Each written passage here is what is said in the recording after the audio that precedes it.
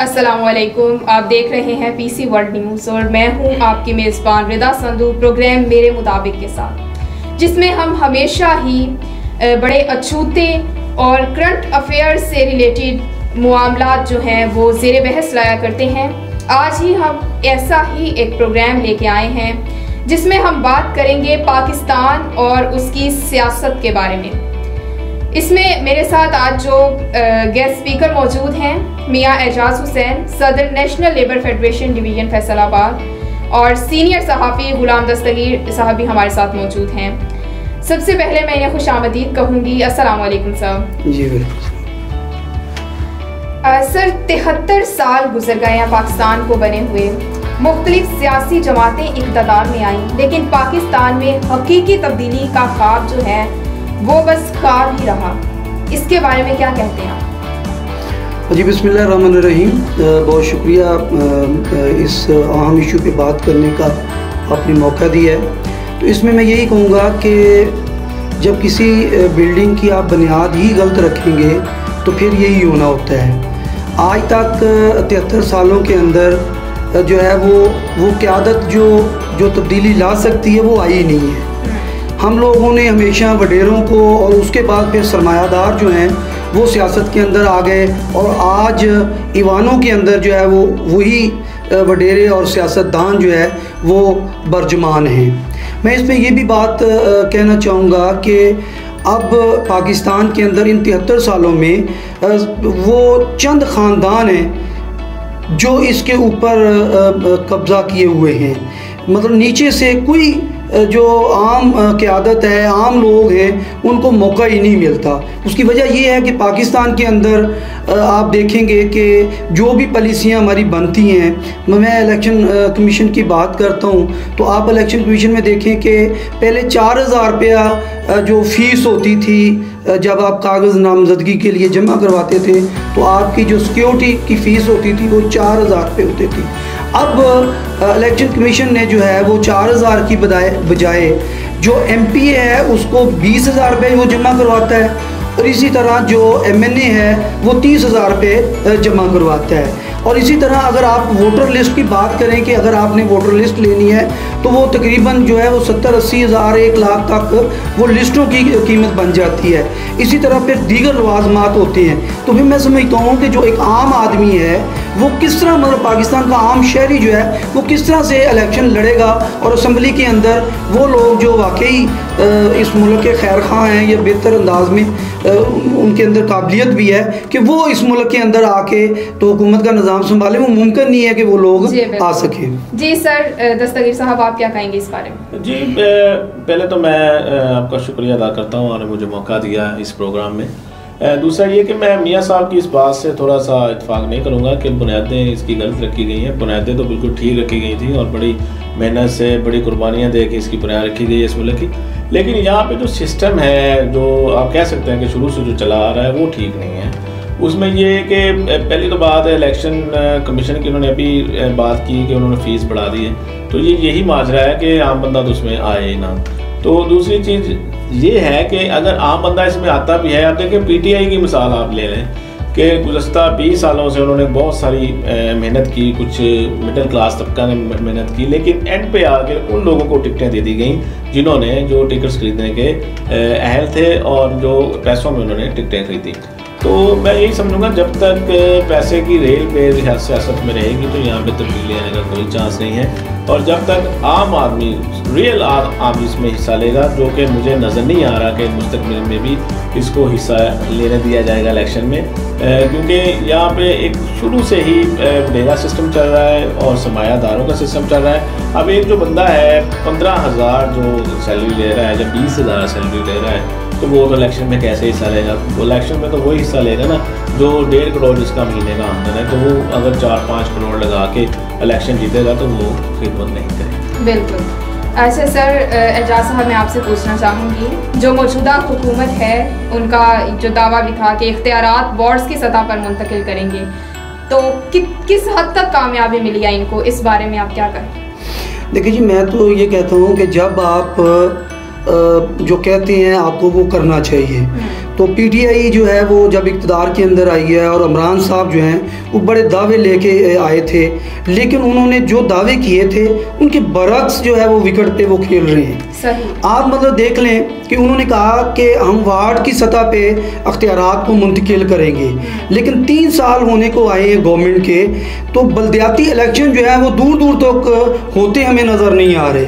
कई बार उनकी dates announce की गई और उसके बाद फिर वो जो है वो इसी तरह उनको ख़त्म कर दिया गया। तो मैं समझता हूँ कि शायद ये इसी तरह इनके जो हुकूमत है उसका टाइम पीरियड ख़त्म हो जाएगा और फिर कौमी जो इलेक्शन है वो इस मुल्क के अंदर होंगे और बल्दियाती इलेक्शन जो है वो एक ख्वाब ही नज़र आएगा। सही है। दस्तगीर साहब, आप इस बारे में क्या कहेंगे? जी बिल्कुल, मियाँ साहब यहाँ पे एग्री हूँ मैं इनके साथ। इसमें ये देखें कि सबसे पहले जो इन्होंने नए इलेक्शन क्या करवाने हैं, जो पहले ही सिस्टम कायम था, एक प्रॉपर तरीके से काम कर रहा था, उसको ही आगे इन्होंने डिसॉल्व कर दिया।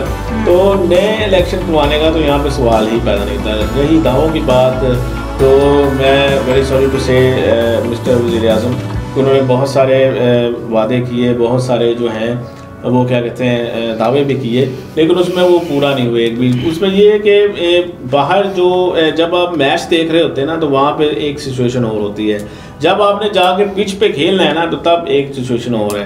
अब बाहर बैठ के छक्के चौकों की बातें ज़रूर करते हैं, लेकिन हमें अंदर ऑपोजिशन को भी देखना होता है, ऑपोजिट को भी देखना होता है कि वो कैसी हमारे साथ खेल खेलेगा। जी शुक्रिया सर। अगले सवाल की तरफ मैं करूँगी। एजाज साहब, मैं आपसे पूछना चाहूँगी कि इलेक्शन कमीशन की खुद मुख्तारी किस हद तक नज़र आती है आपको? देखिए जी, मुल्क के अंदर तो देखने को तो ये होता है कि जी सारे अदारे जो हैं हमारे आज़ाद हैं, लेकिन यहाँ मुल्क के अंदर कोई मामला होता है तो गवर्नमेंट जो है, जो भी गवर्नमेंट होती है वक्त के हाकिम होते हैं, तो वो फौरी मतलब आपके मीडिया को कहते हैं कि जी वो आज़ाद है, तो आप मीडिया के ऊपर भी पाबंदियाँ लगा दी जाती हैं। इसी तरह मैं समझता हूँ कि इलेक्शन कमीशन है, दूसरे जो हमारे अदारे हैं, मतलब वो सारे गवर्नमेंट की जो विकेट है उस पर खेल रहे होते हैं। कभी मतलब जो खुद मुख्तारी वाला जो मामला है, हमें तो 73 सालों के अंदर खुद मुख्तारी वाला मामला नज़र नहीं आया कि जिस अदारे की जो ज़िम्मेदारी है वो उसको मतलब फ्रूटफुल अंदाज में कानून के आइन के दायरे के अंदर रहते हुए आज़ादाना तौर पे उसको करना चाहिए। लेकिन अफसोस तो ये है कि यहाँ पता नहीं कौन सी पॉलिसी है, कौन से वो खुफिया हाथ हैं जो हमारे अदारों को मेरिट पे जो है वो काम करने से रोकते हैं। सर दस्तगीर, आप इस हवाले से क्या कहेंगे? जी, इलेक्शन कमीशन जो है वो इन्हीं का बनाए हुए अदारे हैं, लेकिन इनमें ये देखें कि उनको खुद मुख्तियार होने के लिए एक बहुत बड़ी तब्दीली का आना यहाँ पर ज़रूरी है। जब तक मैंने पहले भी बात कर चुका हूँ कि पाकिस्तान जो है इसमें बहुत सारी जो अदारे हैं हमारे, इंक्लूडिंग इलेक्शन कमीशन जो है, ये सरमायादारों के हाथों बिके हुए हैं सारे, और ये ब्यूरोक्रेट्स जो हैं इनको काम करने नहीं देते। और जब तक ये ब्यूरोक्रेसी और सरमायादारी इस मुल्क से नहीं जाएगी, यहाँ पे कुछ भी तब्दील नहीं हो जाए। एक चीज़ यहाँ पे मैं कहना चाहूँगा कि इलेक्शन कमीशन को चाहिए कि वो जिस तरह उनके असासे देखती है उसी तरह उसको इम्प्लीमेंट भी किया जाए, ताकि उनको गिरफ्तारी भी की जाए, उन पर अमल दरामद किया जाए। मीडिया में और इधर उधर की बातों में बहुत दिखाया जाता है कि लोग इलेक्शन उसने मंगा लिया है, उसका मंगवा लिया है, उसका असासा मंगवा लिया है, तो वो कहाँ पे अवाम को कहाँ पे दिखाते हैं कि उनको वाकई सजाए हुए हैं, या किसी को नाअहल भी किया हो, नाअहल भी किया होता है तो वो स्टे ले आता है। ये कौन सा सिस्टम हमारे मुल्क में चल रहा है? ना इलेक्शन कमीशन मुख्तियार है, ना सुप्रीम कोर्ट है, तो जो चाहे अपनी मर्जी के लिए कहीं से भी जाके स्टे ले आता है और वो इंजॉय करता है अपनी सीट। ठीक हो गया सर। हम बात कर रहे हैं पाकिस्तान की सियासत और इसके बारे में सबसे पहले जो एक आइन उसको कह लें या अहद कह लें, 1940 में 23 मार्च की जो करारदाद थी, जो कि फिर पाकिस्तान के मुआरज़े वजूद आने का सबब भी बनी। तो एजाज साहब से मैं सवाल पूछना चाहूँगी कि आपको क्या लगता है कि उसमें कहाँ तक कामयाबी आपको नजर आती है? देखिए जी, उसका जो करारदाद का बुनियादी फ़लसफ़ा था वो ये था कि हमने एक अलग रियासत जो है वो बनानी है, जो कलमे की बुनियाद पे होगी, जहाँ पे अल्लाह और उसके नबी सल्लल्लाहु अलैहि वसल्लम के अहकामात के मुताबिक जो है वो कानून होगा और उसका नफाज होगा। बड़ी कोशिश से मतलब जो है वो दीनी जमातों ने 73 का आइन जो है वो जुल्फ़िकार अली भुट्टो से पास करवाया। उसके अंदर मतलब आपके इस्लामी कवानीन मौजूद हैं, लेकिन अफसोस ये है कि आज तक अमली तौर पे उसके ऊपर नफाज नहीं किया गया। अच्छा, इसमें मैं जो बात करना चाहता हूँ कि मैं पहले भी कह चुका हूँ कि जब तक हम देखें ना, हम ड्राइवर रखते हैं तो उसका लाइसेंस चेक करते हैं, उसको गाड़ी चलवा के उससे देखते हैं कि जो बंदे काबिल हैं उनको नहीं लेके आएंगे और सिर्फ सरमायादारों को, वडेरों को और शान शौकत की बुनियाद पे बड़ी बड़ी लग्जरी गाड़ियों पे आने वालों को आप वोट दे के जब लेके आएंगे तो वो मुल्क का कोई भला नहीं करेंगे। वो बिज़नेसमैन है, वो पाकिस्तान के अंदर एक बिज़नेस कर रहे हैं। तो मैं समझता हूँ कि पाकिस्तान के अंदर ऐसी क़ुव्वतें मौजूद हैं। मिसाल के तौर पे मैं जमात इस्लामी की मिसाल दूंगा कि जमात इस्लामी के मेयर भी रहे हैं, इनके मिनिस्टर भी रहे हैं, इनके जो चेयरमैन भी रहे हैं, लेकिन अल्हम्दुलिल्लाह उनके ऊपर 1 रुपये का भी जो है वो कोई क्लेम नहीं कर सकता कि इन्होंने कोई 1 रुपया लूटा हो, कोई इन्होंने करप्शन की हो, इन्होंने कोई प्लाट लिए हो। और फिर इन्होंने जितना भी इनको मौका मिला है तो इन्होंने एक कारकर्दगी जो है उसका मुजाहरा किया है, लोगों को डिलीवर किया है। मैं समझता हूँ कि जब कराची जमात इस्लामी के पास था तो वो रोशनियों का शहर था, लेकिन जब पैसे की रेल पेल की वजह से या कुछ ऐसे अनासर थे जो नहीं चाहते थे कि पाकिस्तान तरक्की करे, तो जमात इस्लामी से कराची को छीन लिया गया, इनके वोट छीन लिए गए, चोरी कर लिए गए।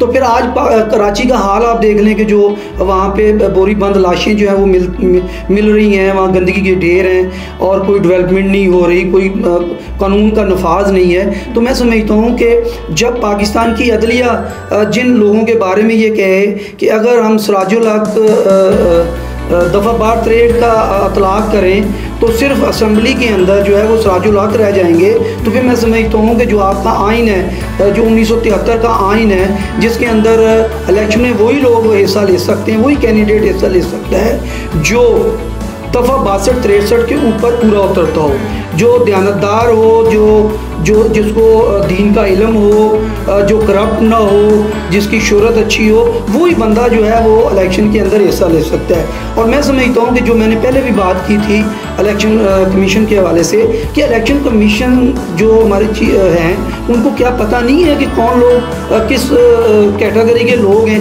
तो फिर उनको किस तरह से वो पास कर देते हैं कि जी आप इलेक्शन लड़ सकते हैं। तो लिहाजा मैं समझता हूँ कि जब तक हम खैर की क़ुव्वतों को, दीनी क़ुव्वतों को प्रमोट नहीं करेंगे, पाकिस्तान के अंदर वो कलमे की बुनियाद पे जो तस्वर था कि जी पाकिस्तान को कलमे की बुनियाद पे बनाया है, मदीना की रियासत जो है वो पहली रियासत थी मुसलमानों की जो नबी मुकर्रम सल्लल्लाहु अलैहि वसल्लम ने जिसका वजूद कायम किया।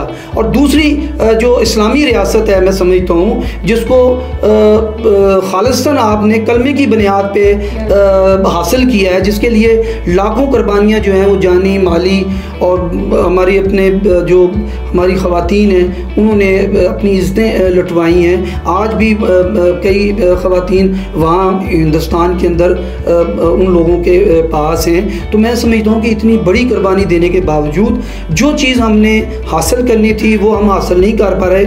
उसकी वजह यही है कि पाकिस्तान के अंदर हमने 98% जो गरीब अवाम है, 98% जो खैर चाहते हैं, उनके ऊपर 2% अशराफिया जो ख़ानदान दर ख़ानदान इस मुल्क के अंदर काबिज़ हो गए हैं महज इसलिए कि उनके पास पैसा है। वो पैसे के ज़ोर पे पाकिस्तान के तमाम जो वसाइल हैं उनके ऊपर वो अज़दहा बन के बैठे हुए हैं। मैं समझता हूँ कि हमारी 98% जो गरीब अवाम है उनको फ़ैसला करना चाहिए, उनको अपना किरदार अदा करना चाहिए ताकि जब भी उन्हें मौका मिले वोट कास्ट करने का तो वो दयानतदार और ईमानदार लोगों को जो है वोट दें। जी बिल्कुल, इसी सवाल मैं करना चाहूँगी यही दस्तगीर साहब, आप क्या कहेंगे कि करारदाद मकासद 23 मार्च 1940 में अब तक क्या कामयाबी आपको नजर आती है?